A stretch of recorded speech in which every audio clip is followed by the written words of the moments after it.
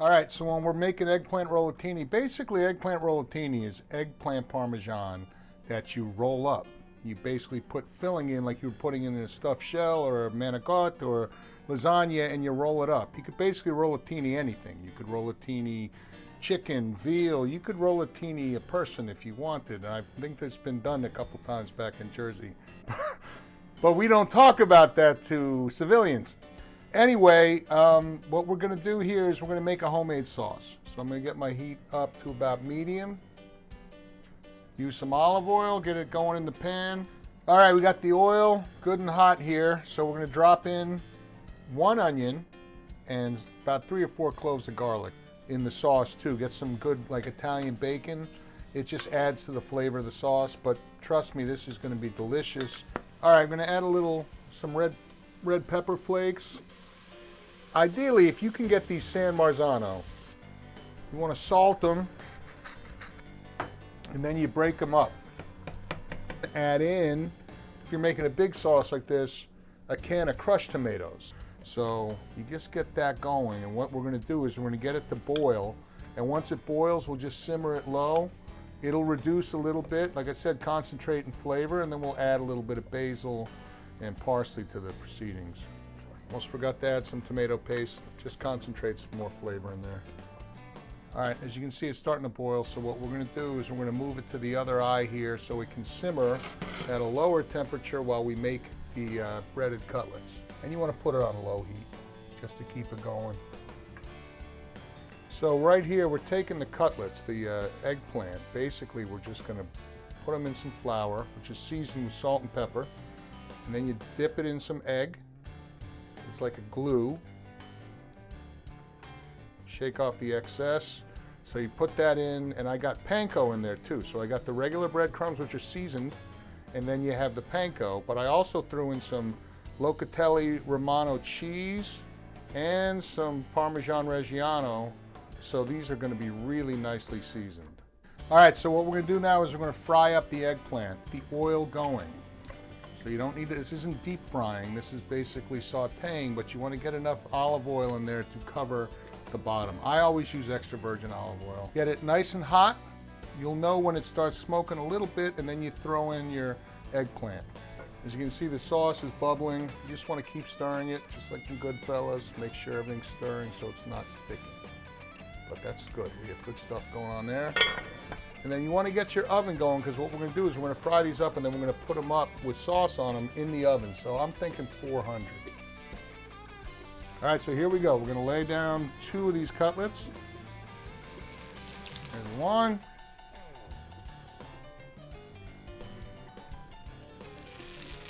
2. And then what we want to do is you just want to fry them on both sides. And once you've got them fried, we're going to take them over to the other station and drain them so they don't get too oily. And then just repeat with, I think I've got 6 cutlets. So we'll have 6 rollatini. Perfect.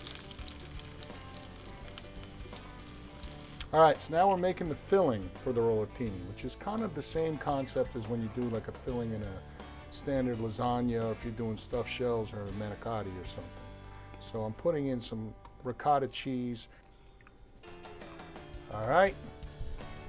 And then we want to put in some, you could add salt, but I mean, this cheese I'm adding is Romano cheese and some Italian blend. These are pretty salty. And this stuff's really good, the Romano cheese. You put in some parsley, fresh parsley in there, and then you just stir it around.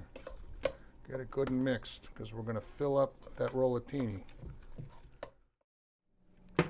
All right, and then what we want to do to finish this sauce, we add some parsley, and then this is my favorite thing to add in a good red sauce, fresh basil.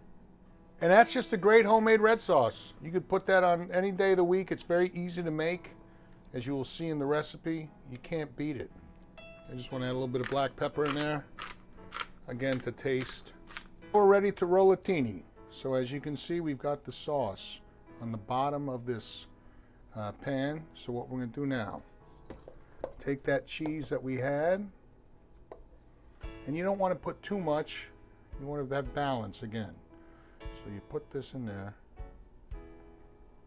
It may have been too much, but we'll see. And then you roll it up. Again, rollatini. I usually have toothpicks to secure it because you want it to secure it. But you know what you can use here? This is even better. I got some cooking twine. And just tie that so it holds together. You can just remove it when you're eating it. So then we're just going to put it here in the pan. And we're going to do the same thing with this guy. As you can see, I have too much cheese. So what I'm going to do, Bella had a good idea. Just going to put some on. Okay, now we want to add sauce. So you take the sauce and just top everything off with sauce.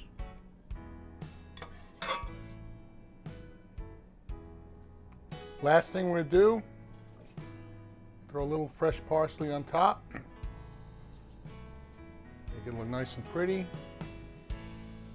And then you could throw any cheese you want. I got some Parmesan Reggiano in there. I'm going to use that at the very end.